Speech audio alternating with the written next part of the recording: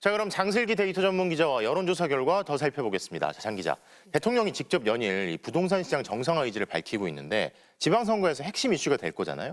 자, 특히 서울에서 그럴 텐데 그런데 서울에서도 아직까지는 긍정평가가 부정평가보다 좀 더 높게 나타났다고요? 맞습니다. MBC 여론조사에서도 서울 시민들에게 부동산 정책에 대한 평가를 물었는데 공감한다가 50%, 공감하지 못한다가 45%로 조사됐습니다. 이 전체 응답자에서는 긍정이 부정보다 높게 나왔죠.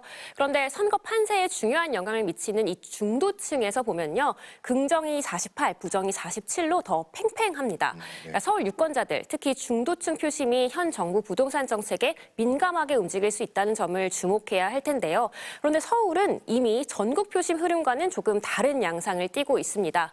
이번 지방선거 성격을 물었을 때 이 신년조사와 비교해 전국 기준으로는 국정 안전은 늘고 정부 견제는 줄었지만 서울의 경우에는 오히려 국정 안정이 줄고 정부 견제는 늘어났습니다. 상대적으로 비싼 집들이 더 많아서 그런 걸까요? 이른바 보수화가 더 진행됐을까 싶긴 한데 서울 민심이랑 전국 민심이 현 시점에서는 다소 이렇게 차이가 있어 보이네요.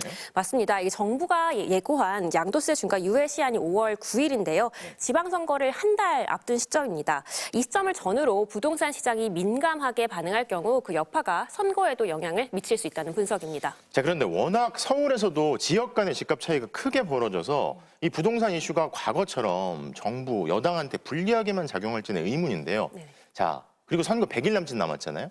지방선거 전체 구도 한번 살펴보죠. 그러니까 4년 전 지방선거에서 당선된 현 광역단체장은 국민의힘이 12곳이고요. 그리고 민주당 5곳입니다. 이번에 행정통합이 모두 완료된다고 하면 총 14곳에서 선거가 치러질 텐데 아무래도 서울과 부산이 가장 큰 관심을 끌고 있습니다. 그러니까 설 전에 실시된 여론조사에선 이 서울에서 현직 시장과 구청장의 대결이 성사될 경우 정원호 구청장이 경합 우위를 보이고 있고요. 부산에선 전재수원이 현역인 박형준 시장을 10%포인트 앞서는 조사가 나왔습니다. 기존에 야당세가 강한 강원이나 경남, 또 현직이 모두 국민의힘인 충남 대전에서도 민주당 후보들이 여론조사 상에서는 약진하고 있습니다. 하지만 대부분 지역에서 아직 지지 후보를 결정하지 못한 미결정층도 4분의 1 정도 되는데요. 이 선거를 앞두면 10%까지 줄어들기 때문에 아직은 변동폭이 큽니다. 자, 아직 변수가 많겠죠. 장슬기 데이터 전문 기자 잘 들었습니다.